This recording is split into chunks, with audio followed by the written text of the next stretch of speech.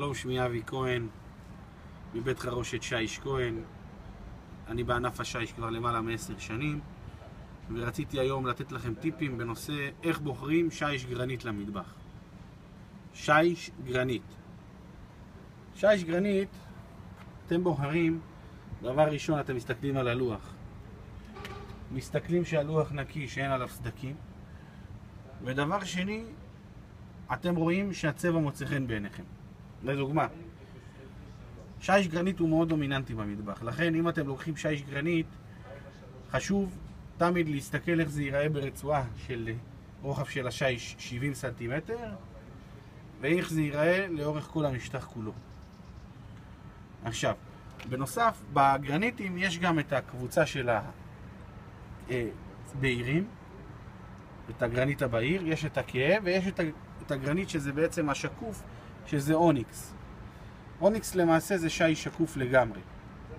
עכשיו, ברגע שאתם בוחרים את השיש למטבח של הגרנית, אתם יכולים גם ללכת על גוונים שהם טיפה שונים. יש את המט, שזה אבן שהיא מט לגמרי.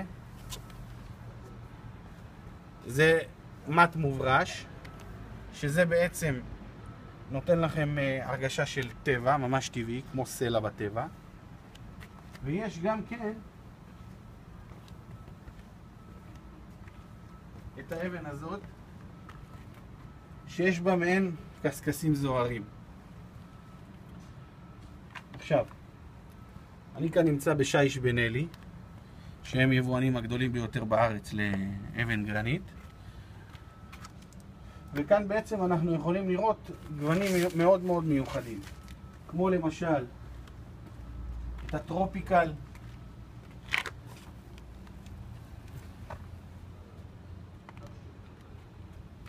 יש את האייבורי, שזה מדמה מעין קריסטלים זוהרים,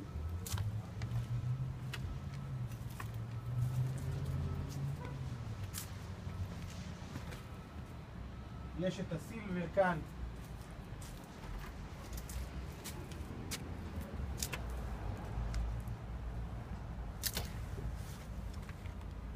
כאן יש את הרוזה,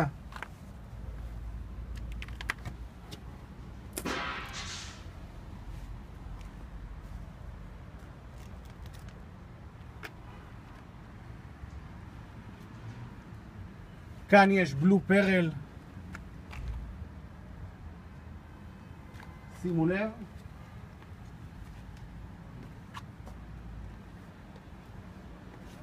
כאן זה אבסולוטו מוברש, למעשה זה אבן אבסולוטו שחורה, שהיא למעשה מוברשת. מוברשת זה מקנה צורה של מט, גלזורה של מט. יש לנו גם את זה, קשמיר אפור.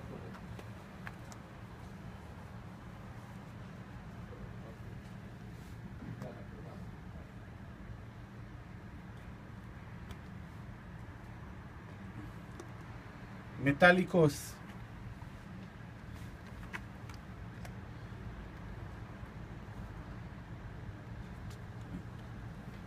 עכשיו, מה שחשוב לדעת בבחירה של גרנית, זה שאת הגרנית, את האבן עצמה, אתם לא קונים ממעבד השיש. מעבד השיש הוא אך ורק עושה את העבודה.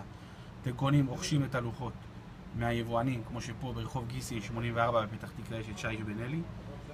אתם רוכשים את הלוחות, המעבד עושה רק את העיבוד. מה שחשוב לדרוש מהמעבד, לשאול היכן החיבורים של השיש. לשלם כסף, את רוב הכסף עבור העבודה, בסוף העבודה, לראות שהעבודה בסדר. לוודא שאת החיבורים, אם יש חיבורים ארוכים, הם מתבצעים עם גורילה, מכשיר שנקרא גורילה. לדרוש שאם עושים קאנט 45 מעלות, שיהיה ב-45 מעלות באמת. לוודא שהבן אדם עושה שיש גרנית, ובעבר הוא גם כן עשה שיש גרנית. ולבקש גם לראות עבודות, כי בגרנית צריך לדעת לעבוד. גרנית לוקח לעבוד על הגרנית פי 4 משיש קיסר. עכשיו, בגלל שלוקח פי 4 צריך הרבה סבלנות לעבוד עם גרנית. והכי חשוב גם לוודא איפה החיבורים. להשתדל שהחתיכות יהיו כמה שיותר גדולות.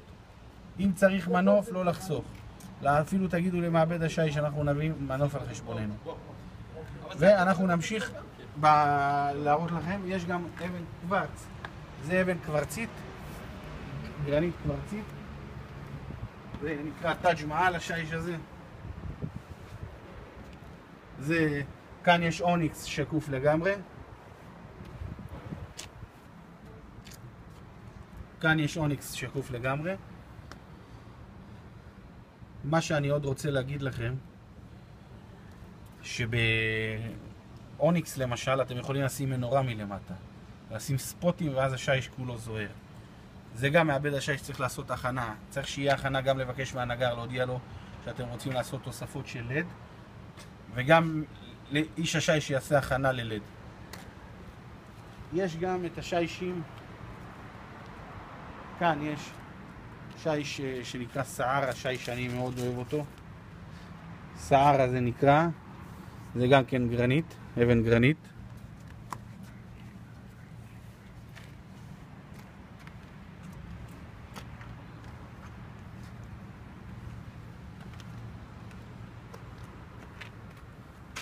יש את הוויסקונט.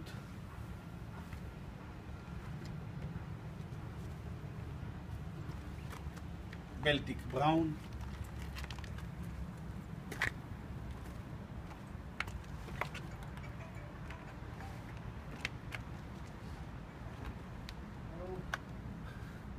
קררה.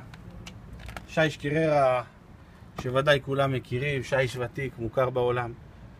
נחצב מהרי קררה באיטליה.